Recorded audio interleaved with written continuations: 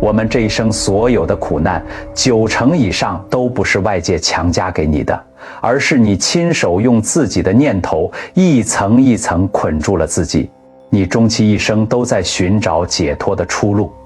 却从来没有发现锁住你的牢笼，钥匙一直都握在你自己的手里，只是你自己不肯打开。我们总在抱怨外界的人事物，痛苦、愤怒，辗转难眠，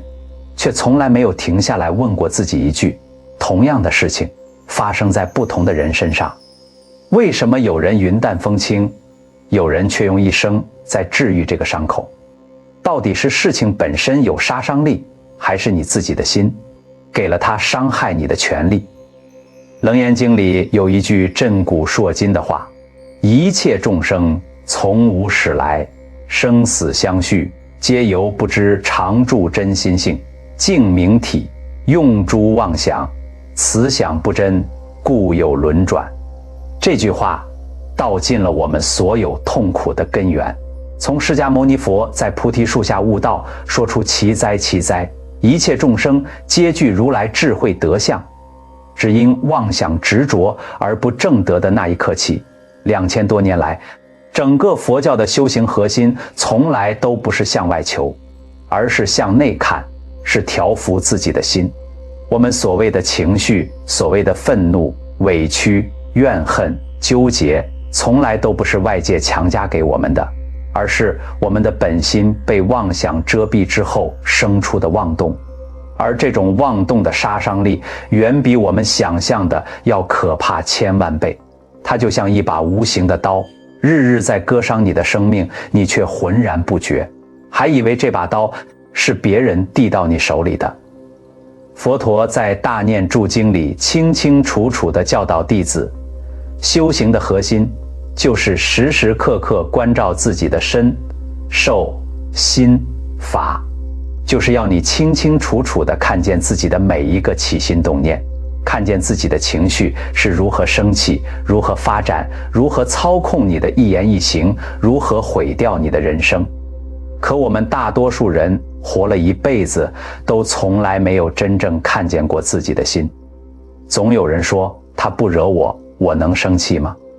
可你有没有想过，生气不生气从来都是你自己的事情，和外界的人事物一点关系都没有。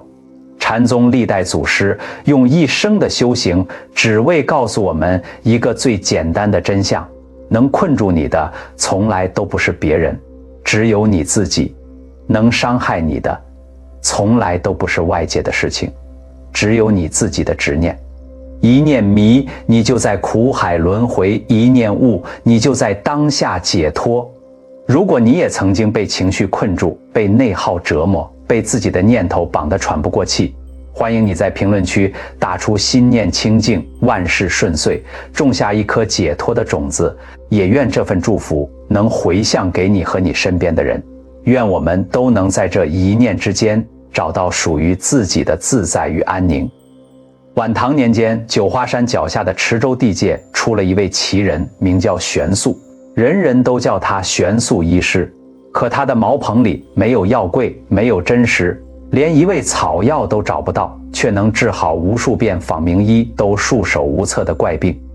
来找他的人大多是浑身病痛，腰疼、腿疼、肩膀痛，心口发闷，夜不能寐，有的甚至连路都走不了。太医开的方子换了又换，针灸做了一次又一次，都说脉象平和，脏腑无疾，查不出半点病根。玄素接待这些求诊者，从来不给把脉，不问病情，只是让他们坐在茅棚外的石凳上，听他和其他求诊的人说话，不用吃药，不用扎针，少则7日，多则3月，大多都能痊愈，一身病痛消失得无影无踪。池州城里有一位叫张谦的富商，是当地数1数2的富户，本该安享晚年，却被一身的病痛折磨了整整15年。从最初的腰背酸痛，到后来的双腿麻木，连走路都要靠人搀扶，到最后连躺在床上都觉得浑身骨头缝里都在疼，没有一刻安宁。他找遍了江南所有的名医，甚至花重金请来了皇宫里的太医，可所有人都查不出他的病因，都说他五脏六腑康健，气血充足，根本没有生病的迹象。有人告诉他九华山下的玄素医师，说这人能治别人治不好的病。张骞抱着最后一丝希望，让家人用担架抬着，走了3天的路，来到了玄素的茅棚。玄素见了他，只是抬了抬手，示意家人把他放在石凳上，没有问他的病情，也没有给他看一眼，只是自顾自地转过身，和旁边一位老妇人说话。那老妇人是邻村的，年近70，因为隔壁的邻居在他家门口倒了一盆脏水，他觉得邻居是故意羞辱他，当场就气倒了，躺在床上3个月，水米不进，瘦得只剩一把骨头。家里人都以为他不行了，抱着最后一丝希望抬到了玄素这里。玄素问老妇人，你气了3个月，到底气的是那盆脏水，还是你觉得他故意羞辱你的这个念头？老妇人哭着说，他就是故意的，我们2家结怨10几年了，他就是看我不顺眼，故意来恶心我。玄素又问，若是一阵狂风把路边的脏水吹到了你家门口，你会气到卧床不起，连命都不要了吗？老妇人愣了愣，下意识地摇头，那自然不会，风又没有心，不是故意的。玄素闻言笑了，声音温和，却像一把锤子敲在老妇人的心上。那你看，让你气到丢了半条命的，从来都不是那盆脏水，也不是你的邻居，是你认定了他故意针对你的这个念头。这念头就像一根毒刺，你亲手把它扎进了自己的心里，日日拔出来看，又日日扎得更深。伤你的从来都不是别人，是你自己啊。老妇人坐在那里愣了很久，突然捂着脸嚎啕大哭，哭了足足有半个时辰。哭完之后，她自己撑着石凳坐了起来，说肚子饿了，要吃粥。3天之后，老妇人就自己拄着拐杖走着回了家，一身的病痛全好了。张骞躺在担架上，把这一切都看在眼里，心里微微一动，却还是摇了摇头。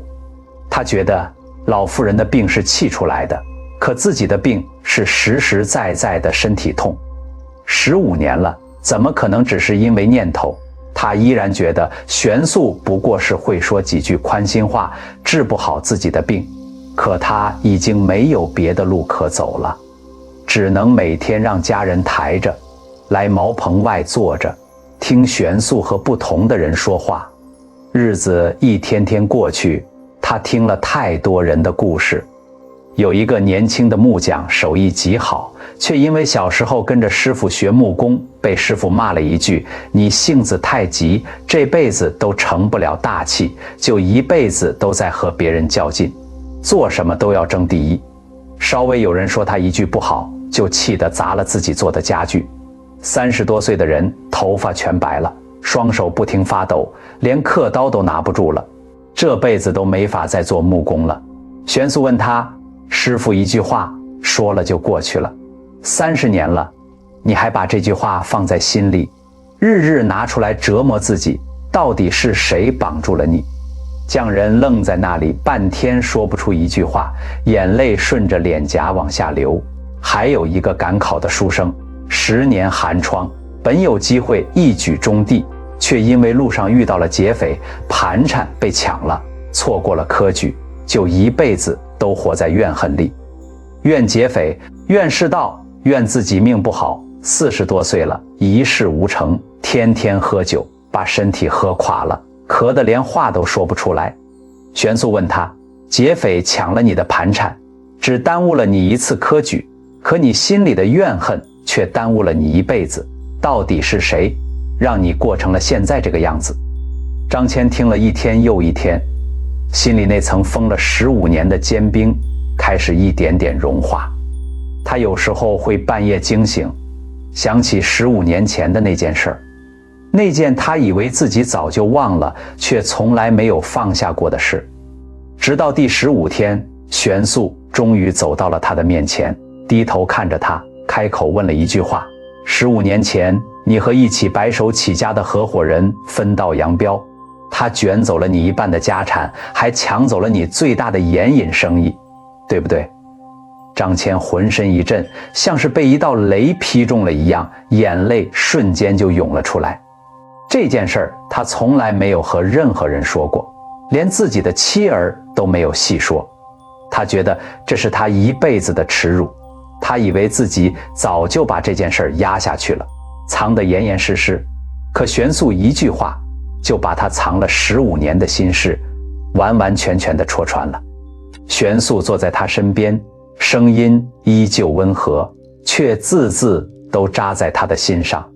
你这15年的病痛，不是风寒，不是湿邪，不是脏腑出了问题，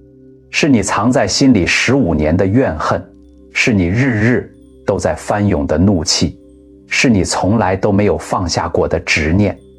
你以为是他背叛了你，害了你，可你有没有想过，他卷走你的家产只发生过一次，可你却把这件事放在心里，折磨了自己15年，一天都没有停过。你要记住，你的情绪不会凭空消失，你压下去的怒气、怨恨、委屈、不甘，不会因为你装作看不见就不见了，它会藏在你的身体里，以更丑陋的形式呈现出来，早晚会出来找你。它会变成你的腰疼、腿疼、肩膀痛，变成你身体里各种各样查不出原因的病痛。你身体的每一处不舒服，都是在呼唤你，都是在喊救命，都是在告诉你该做出改变了，该放下了。张骞躺在担架上，哭得浑身发抖。15年的委屈、怨恨、痛苦、不甘，在这一刻全部爆发了出来。他像个孩子一样哭了很久很久。哭完之后，玄素看着他，又问了一句话，这句话像一道光，劈开了他15年的黑暗。玄素问他，现在我问你，到底是谁绑住了你？是谁让你受了15年的苦？张骞愣在那里，脑子里一片空白。这句话在他的脑子里翻来覆去的想，一遍又一遍。过了很久很久，他突然开口，声音沙哑，却无比清晰，是我自己。这句话说出口的瞬间，他突然觉得自己紧绷了15年的身体一下子就松了，原本麻木了好几年的双腿竟然有了一阵阵的暖意，有了知觉。3个月后，张骞已经能自己拄着拐杖走路。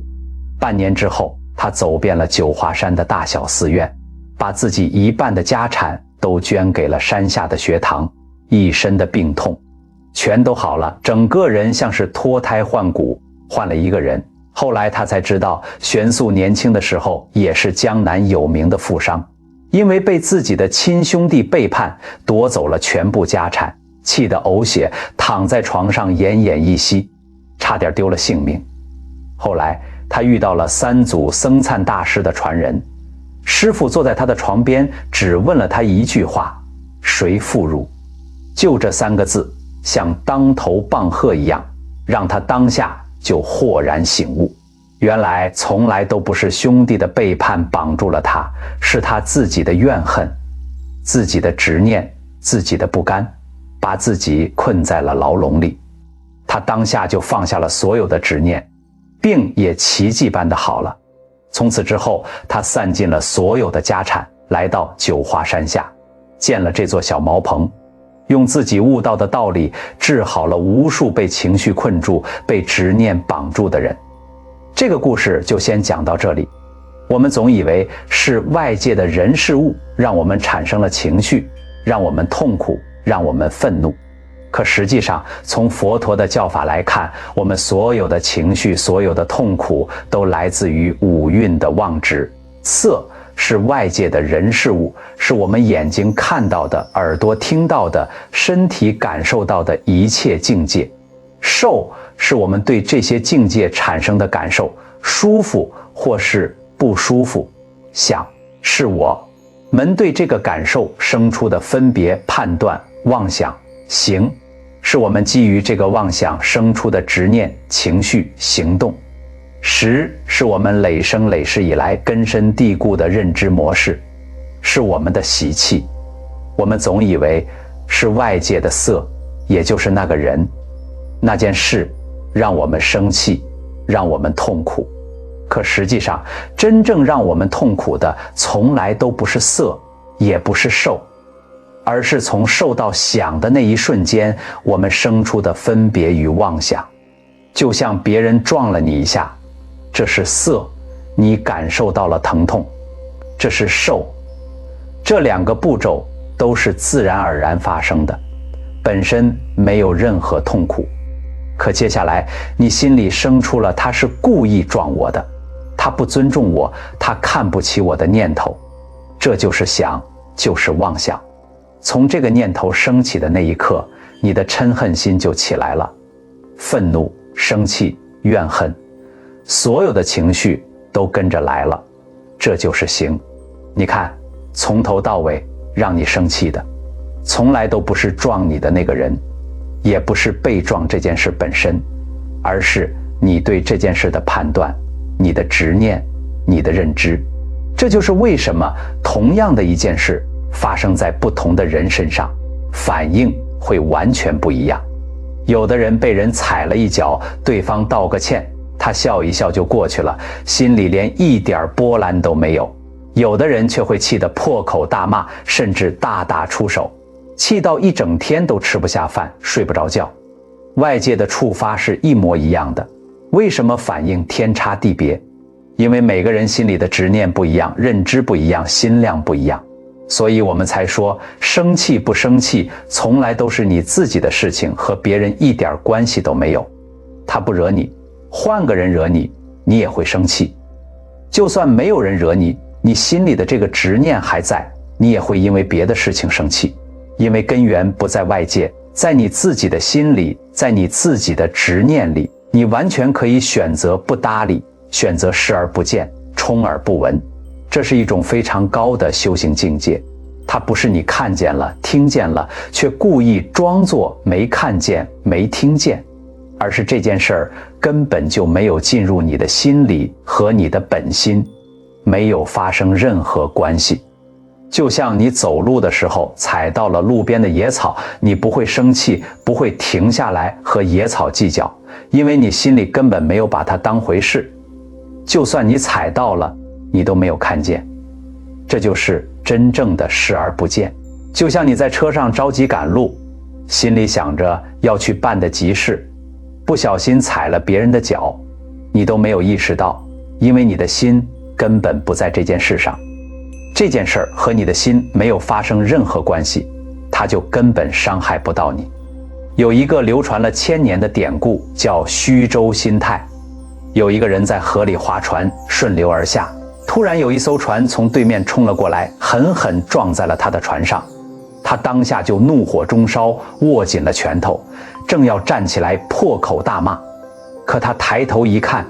撞过来的船上根本没有人，是一艘被水流冲下来的空船。就在那一瞬间，他满腔的怒火瞬间就消失得无影无踪，连一点痕迹都没有留下。为什么会这样？因为船上有人，你就会觉得他是故意的，他是针对你，他不尊重你，你的执念就起来了，怒气就跟着来了。可船上没人，你就会觉得这只是一个意外，是水流的问题，不是任何人的错，你自然就不会生气。可你有没有想过，撞你的船，不管上面有没有人，对你造成的影响都是一模一样的。你的船被撞了，仅此而已。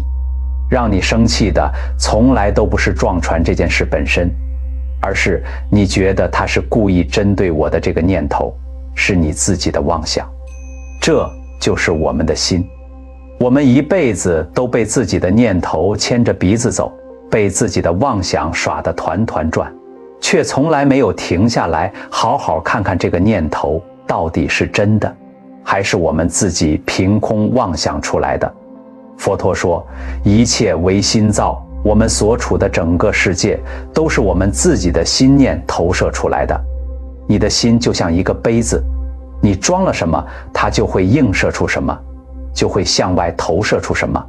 你心里装着怨恨，装着不满，你看谁都不顺眼，看什么事儿都觉得不对劲儿，整个世界都在和你作对。你心里装着慈悲，装着宽容，你看谁都有可爱的地方，看什么事儿都能找到它的意义，整个世界都变得温柔起来。关键从来都不是外界有什么，而是你心里装了什么。心理学里有一句话，幸福的童年可以治愈一生，不幸的童年需要用一生去治愈。童年的创伤会让你形成习惯性的猜测，灾难化的思维会让你只关注负面的信息，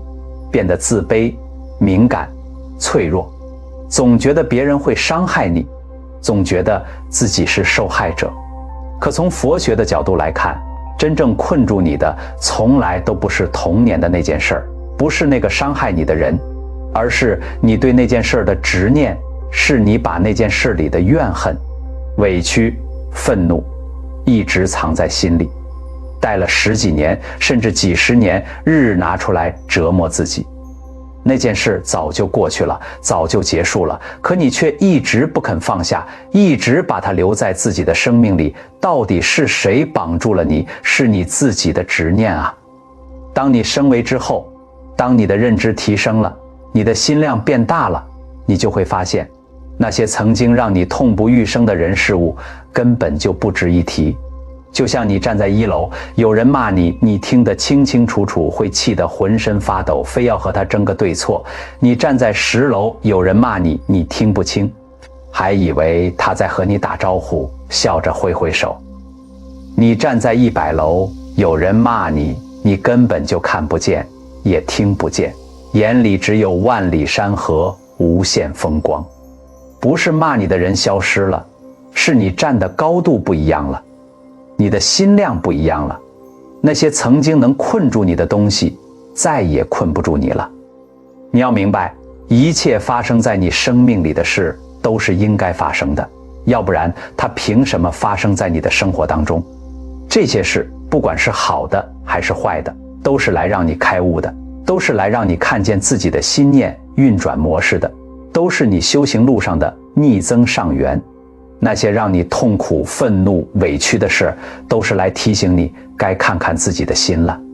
假如说你天天都活在郁闷、纠结、愤怒，天天都在和别人计较，那么你的生命能量会快速坍塌，你的财富会坍塌，你的人设会坍塌，你周围所有的关系都会跟着一起坍塌。因为心动了，行为就已经开始动了。行为一变，习惯就变了；习惯一变，性格就变了；性格一变，命运就变了。你的起心动念就是你命运的起点。这就是为什么佛陀告诉我们要善护一念，要善于护住、保护好你的每一个起心动念，这才是真正的修行。我们修行的目的到底是什么？其实说穿了，非常简单，就2个。第一，没有任何事能困扰到你；第二，没有任何人能伤害到你。在这里，我给大家分享几个能在日常生活里立刻落地的修行方法，帮你从此不被情绪操控，从执念的牢笼里解脱出来，活出自在通透的人生。第一个方法就是虚舟心态的日常练习。这个方法是破除它是故意针对我这个执念最有效、最快速的方法，随时随地都能练，立刻就能看到效果。当你遇到让你生气的事，不管是开车被人加塞儿、排队被人插队、被人说话冲了一句、被人当众否定，还是被家人、同事、朋友误解，只要你感觉到心里的怒气起来了，立刻在心里告诉自己一句话：这是一艘空船，这是意外，不是故意的。你不要去脑补他为什么要这么做，不要去评判他的人品，不要去翻旧账，不要去想他就是看你不顺眼，就是故意针对你。你只需要把它当成一艘没有主人的空船，把这件事当成一个意外。就算对方真的是故意针对你，真的是恶意满满，你也可以用这个方法。因为他的行为是他的因果，是他的执念，是他的修行功课，和你没有任何关系。你不需要用他的错误来惩罚你自己，不需要用他的恶意来弄脏自己的心。第二个方法是时时刻刻的觉照练习，也就是善护念。我们大多数人都是无明的，都是被情绪牵着鼻子走的。情绪起来了，我们就跟着情绪走，说了伤人的话，做了后悔的事儿，造成了无法挽回的后果。事后才反应过来，我刚才到底在做什么？我怎么会变成这个样子？而觉照就是在情绪起来的那一瞬间，在念头刚冒出来的那一刻，你就看见了它。具体怎么练？非常简单，就是呼吸锚定法。当你感觉到自己的情绪起来了，心里不舒服了，不管是任何让你失控的情绪，立刻停下来，什么都不要说，什么都不要做，先做3次深呼吸，把你所有的注意力都放在你的呼吸上，感受气息从你的鼻子慢慢吸进去，感受你的胸腔和腹部慢慢鼓起来，再感受气息从你的嘴巴慢慢呼出来，感受你的身体慢慢放松下来。这3次深呼吸就是把你从妄念里拉回当下的锚。当你回到当下，你会看见，哦，我现在生气了，我现在心里有怨恨了，我现在被自己的念头牵着走了。你只需要看见它，不需要评判它，不需要压抑它，这就是善护念，时时刻刻护住你的起心动念，不被妄念牵着走，时时刻刻都处在觉照的状态里。人在觉照状态的时候，就能看见自己了，就不会再被情绪左右，被欲望牵引了。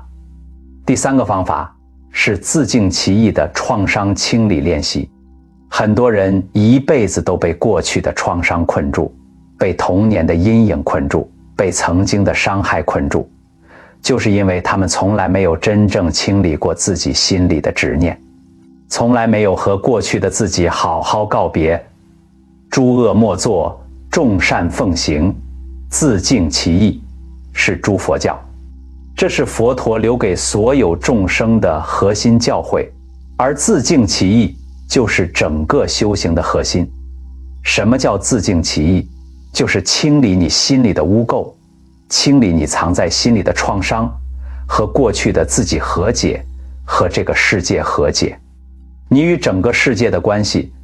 最终都是你自己和你自己的关系。你和自己和解了，你就和整个世界和解了。具体怎么练？我给大家一个非常简单却非常有效的书写清理法。找一个安静的晚上，一张纸，一支笔，把你心里藏了很久的，不管是10年前的背叛，还是小时候的伤害，不管是别人对你的亏欠，还是你对自己的苛责，不管是你说不出口的委屈，还是你压了很多年的愤怒，全部都写下来，不要有任何隐瞒，全部倒在纸上。写完之后，你拿着这张纸，看着上面的内容，一遍一遍地问自己一句话：谁负辱，谁绑住了你？你就看着这句话，问着自己，问着问着，你就会突然明白，这件事儿早就过去了，那个人早就消失在你的生命里了。绑住你的从来都不是那件事儿，不是那个人，是你自己的执念。然后把这张纸烧掉，看着它变成灰烬。这个练习不是让你原谅伤害你的人，不是让你和伤害你的人和解，而是让你放过你自己。你不需要强迫自己原谅任何人，你只需要放下，不再用过去的事折磨现在的自己。同时你还要配合做允许练习。什么叫允许练习？就是允许别人做别人，允许自己做自己，让花成花，让树成树。每个人都有自己的因果，每个人都有自己的局限，每个人都有自己的人生课题。你不需要去改变别人，不需要去评判别人，不需要去要求别人按照你的想法活着。你要看好人性本善，每个人都不是坏人，但每个人都有局限。你要认识到那个局限，那个局限就局不住你，限不住你了。你只需要允许一切发生，允许别人和你不一样，允许自己不完美，允许事情不按照你的预期发展。当你真正做到了允许，你就会发现没有什么事能困扰到你，没有什么人能伤害到你，因为你不再强求，不再控制，不再执念，你就活在了自在里。第4个方法是视而不见，充耳不闻的心境练习。我们刚才说过，视而不见，充耳不闻，不是装聋作哑，不是逃避，而是你的心根本就不住在这个境界上，这件事根本就没有进入你的心里，和你的本心没有发生任何关系。佛陀在《金刚经》里说，应无所住而生其心。什么叫无所住？就是你的心不停留在任何一个人事物上，不被任何一个境界绑住，不被任何一个念头困住。具体怎么练？就是练习心不住境。当你遇到让你不舒服的事，遇到让你生气的人，听到让你难受的话，立刻在心里告诉自己一句话：这件事儿和我的本心无关，我不把它放进我的心里。你不要去琢磨它，不要把它往心里去，就像一阵风吹过你的耳朵，吹过就吹过了，不留一点痕迹。慢慢的，你就会发现很多事很多人根本就影响不到你，因为你的心根本就没有给他留位置。你心里没有他，就算他天天在你面前晃悠，就算他天天在你耳边嚷嚷，你也看不见听不见，他又怎么能伤害到你呢？我们这一生走了太多的弯路，吃了太多的苦，受了太多的罪，我们总在向外求别人的认可，求外界的改变，求命运的善待，求别人能给我们解脱，却从来没有回头看看自己的心。我们总以为是别人绑住了我们，是外界的事困住了我们，是命运对我们不公，是这个世界对不起我们，却从来没有停下来问过自己一句：到底是谁绑住了你？三祖僧璨大师的一句谁负汝，穿越了1000多年的时光，直到今天依然像当头棒喝一样敲醒着每一个被执念困住的众生。当年四祖道信大师年幼的时候，去拜见三祖僧璨大师，开口便说：弟子心不安，求和尚赐予解脱。三祖大师只反问了他一句：谁负汝？谁绑着你了？就这一句话，道信大师当下便豁然醒悟，从此走上了悟道之路，成为了禅宗第4代祖师，度化了无数众生。其实我们每个人都是当年的道信大师，我们都在求解脱，求心安，求不再痛苦。可我们从来都没有想过，从来都是自己绑住了自己，是自己的观念，自己的认知，自己的执念。好了，今天讲了这么多，如果你看完这篇内容有所触动，有所感悟，欢迎你在评论区留下你的想法，你的故事，你的修行心得，我们一起交流，共同精进。也请你帮忙点赞，点个热推，把这部影片更多的传播出去，分享给更多正在被情绪困扰、被执念困住的人，让更多人能看见这份千年的智慧，能从苦海之中解脱出来。别忘了订阅我的频道，开启小铃铛，我们一起在修行的路上结伴同行，随喜大家的功德，愿所有众生都能离苦得乐，究竟解脱。